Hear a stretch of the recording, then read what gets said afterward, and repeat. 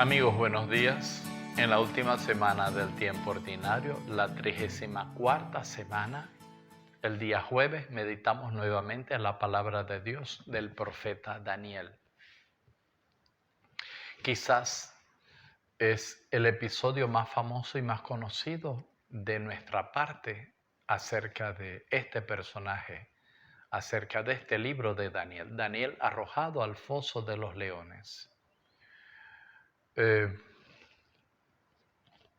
Han estado espiando a Daniel, es lo que dice esta lectura, porque había un edicto proclamado por el rey Darío que durante 30 días nadie se iba a dirigir a orar y adorar a ningún dios, solamente a el rey Darío. Recordemos que era muy propio de la época antigua considerar a los emperadores, a los reyes, como si fueran dioses, y se les rendía culto como tal. Y bueno, estos espías han encontrado que Daniel mantiene la costumbre judía de estar orando 3 veces al día. En la época antes del destierro a Babilonia, los judíos tenían la costumbre de orar de pie, pero parece que en la época del destierro a Babilonia se arrodillaban para hacerlo. Pero bueno, esto no es lo más importante. Lo cierto es que sorprenden a Daniel unos enemigos de él y descubren que él ora 3 veces al día al Dios de ellos, de los judíos. Pero en el fondo, si leemos todo el capítulo completo, nos damos cuenta que la motivación no es religiosa. Estos que espían a Daniel no lo espían porque están preocupados de que se haya faltado lo que ha proclamado el edicto, sino que son enemigos, son rivales políticos. Darío, el rey, pensaba llevar a Daniel a una especie de visir en el imperio. Y bueno, acusan a Daniel de lo que está haciendo y la narración nos dice que este rey trata de hacer todo lo posible, pero no puede ayudar a Daniel. El hombre más poderoso no puede ayudar a su amigo de salvarlo de la muerte. No sé, a mí se me parece esta historia un poco a la de Poncio Pilato, que sabía que Jesús era inocente y sin embargo no pudo hacer nada para salvarlos. A veces el poder tiene esta característica, ¿no?, de ser poderoso a la hora de matar, de hacer daño, de ser cruel, pero a la hora de ayudar a una persona justa, ¿cómo pasan estas cosas? Dice la palabra de Dios que el rey, pues, al no poder hacer nada por Daniel, pasa la noche en oración, en ayuno, no quiere acostarse, tiene abstinencia del lecho conyugal. Y al otro día, pues aquella piedra, aquella cueva que había sido sellada con Daniel en lo profundo con los leones es levantada.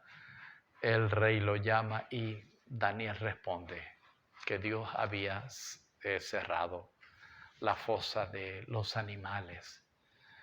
Y obedeciendo a una concepción antigua que hablaba de la responsabilidad colectiva, los enemigos de Daniel son los que, irónicamente, los que lo habían acusado, van a parar ahora al foso de los leones y no corren con la misma suerte de Daniel.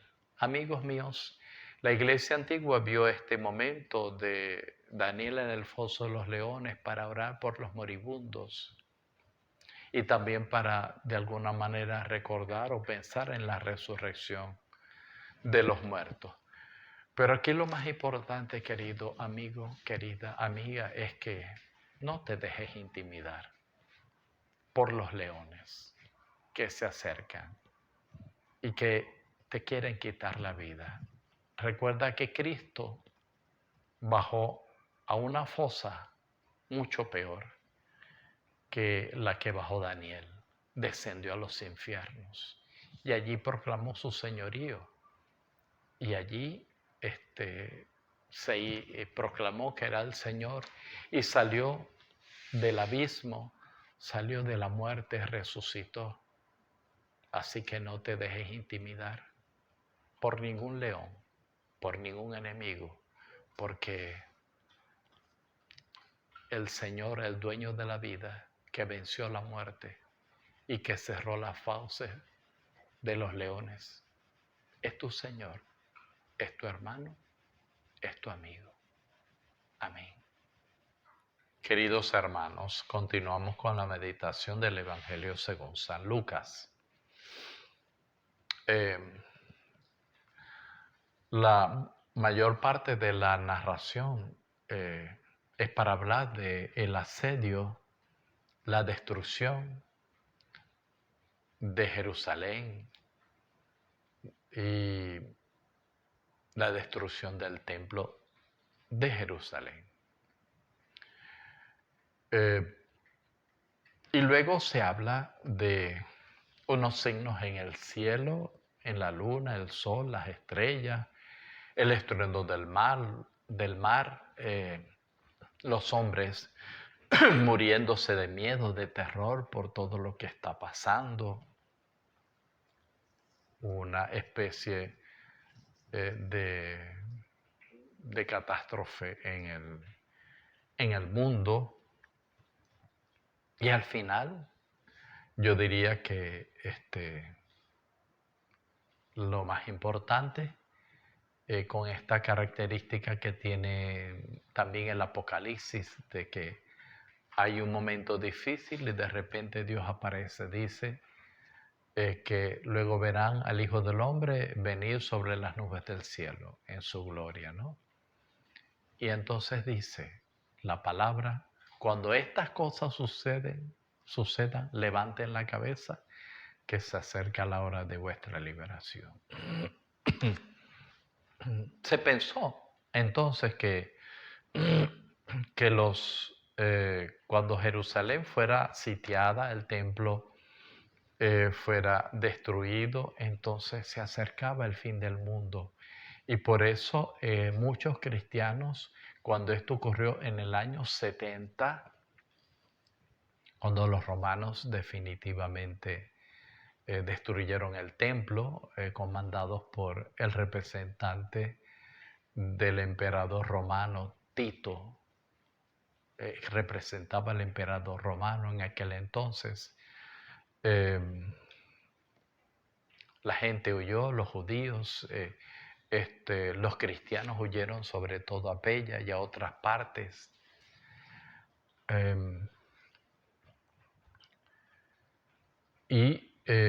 Sin embargo, esto ocurrió y aquí seguimos.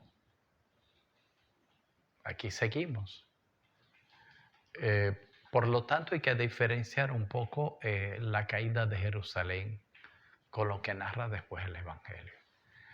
Lo más importante, queridos amigos, es lo que siempre nos dice este tipo de narraciones como que apocalípticas. Viene el Señor. Es el momento de tener esperanza.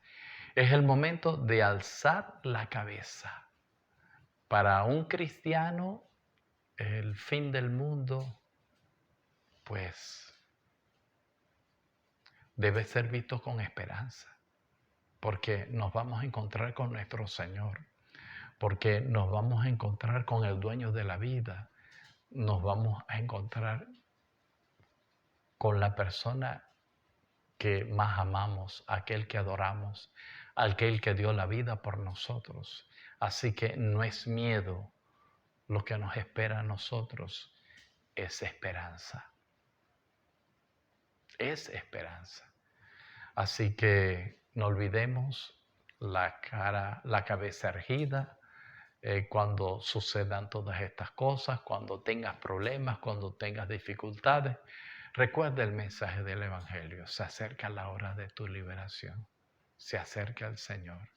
Siempre después de un momento duro, de un momento difícil, allí está el Señor. Esperanza. Cristo te espera y viene por ti. Amén. Dios te bendiga en el nombre del Padre, y del Hijo, y del Espíritu Santo.